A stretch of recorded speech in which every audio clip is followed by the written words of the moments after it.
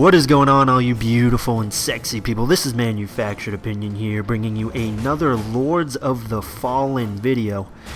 And today we're going to be talking about another boss fight, the Guardian, and the special requirement that you need to fulfill in order to get his boss weapon with the special ability. We're also going to be talking about the secret Traitor armor that you can get using the Tor Great Hammer that is found in the Chamber of Lies. Now, just one thing to note before we get into this video. For those of you that played the game, you'll probably notice that I'm doing these bosses sort of out of order, just kind of at random. And the reason's actually twofold. One is ignorance, and the other is is frustration. When I got to the commander boss fight, I didn't know the special requirement, which I found out later is no blocking. What was the next one after that I didn't complete? I haven't completed the Annihilator, which is one of the later boss fights, and that's because I didn't have a lightning weapon. Oh yeah, and the champion I wasn't able to fulfill because he just glitches out all the time, and his enrage meter just happens to fill at random. But if you're able to defeat the champion without filling up his rage meter only at certain health thresholds, you'll be able to get his boss weapon with this special ability as well. But that's besides the point. Huge tangent. Now time to get into the sexy details. The Guardian fight is one of the easier boss weapons to get with the special ability. All you have to do is go through the whole fight without destroying any of those fire lanterns, which is super easy, especially if you have a better weapon than I do in this video, like a codex or something. You'll have no problem with this fight. He telegraphs all of his attacks. The only thing you may have trouble dodging is when he shoots all of his little fireballs at you, which all you have to do is just keep rolling to the side. You may get hit by one, but it won't kill you right out. And there's the Firewalker short sword if you're able to fulfill that special requirement. Majority of the damage is fire, which looks like a pretty damn sweet agility weapon. I haven't had too much experience with them, but it looks pretty damn cool either way. So once you head back to the Rogar realm for the second time, which is actually when you face the Guardian as well, I should have noted that at the beginning of the video, but I'm a derp, a dur, dee, da, dur, the jiggy g jar do.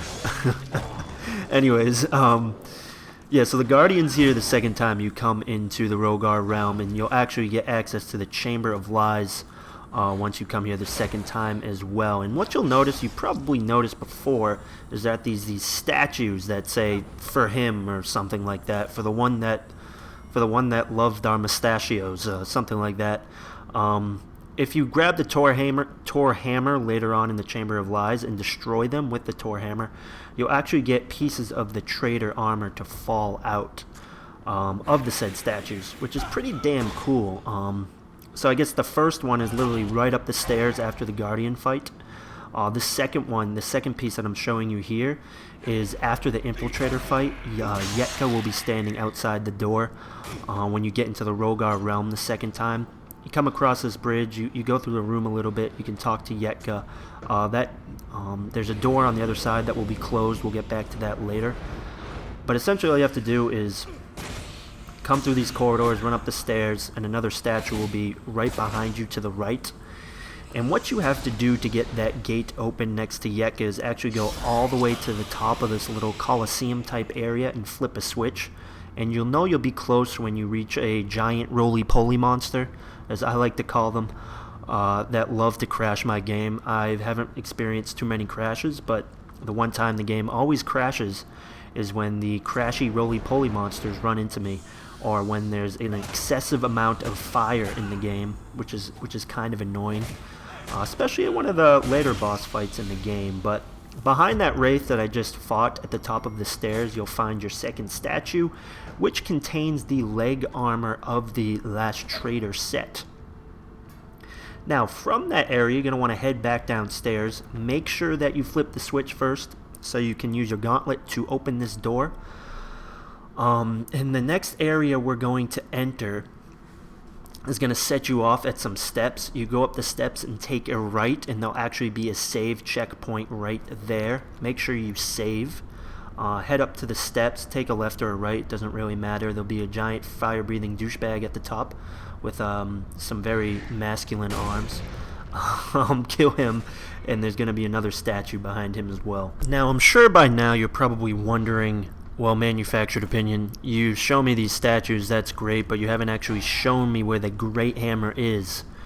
So unfortunately, up to this point where I'm going right now, you will not be able to follow unless you've already completely cleared out the Chamber of Lies. If you haven't, you'll only be able to hit one of the switches right there on the left behind me. But this bridge won't extend, so you won't be able to get across until you hit the switch behind this Wraith. So if you're looking for the Tor Great Hammer using this route, you haven't entered the Chamber of Lies yet. You won't actually be able to get it going this way. You'll have to enter from the door behind the Guardian and then come up the stairs from that side. But either way, once you find this room with the Wraith in it and the switches, and it overlooks the giant demon right there, or it should be right there. After that point, you will find the Tor Great Hammer on the ground in the corner on a pile of rocks. It's not actually in a chest, or it doesn't fall off an enemy or anything. And what I like to do from there, just to get to the last statue is actually really easy to get. It was just sort of a time thing for me. It's actually right after the door, or in the same room from the door after the Guardian fight. So that door that was in front of me is actually right after the Guardian fight down the stairs. And in the next room, you'll find the final statue. Now, obviously, you can tackle this different ways. I just used a route from where Yetka first tells you to go behind the Infiltrator.